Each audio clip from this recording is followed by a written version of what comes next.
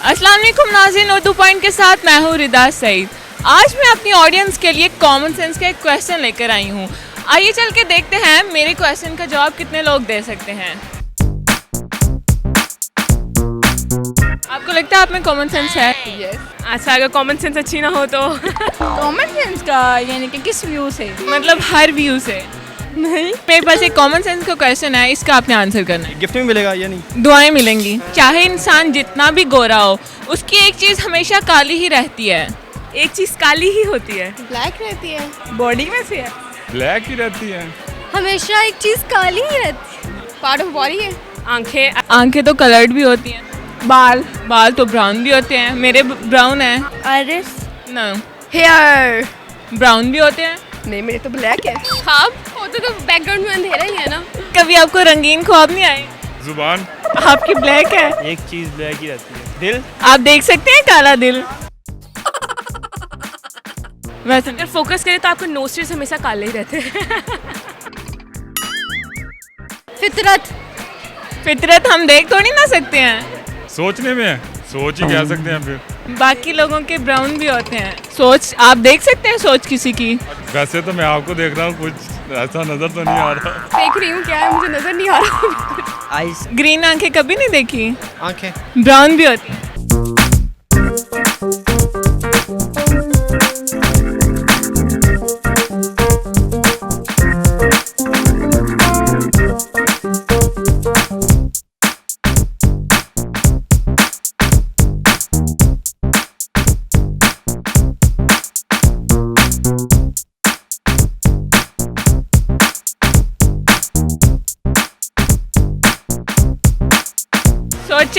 सोच रहा हूँ मिस, लेकिन नहीं आ रहा।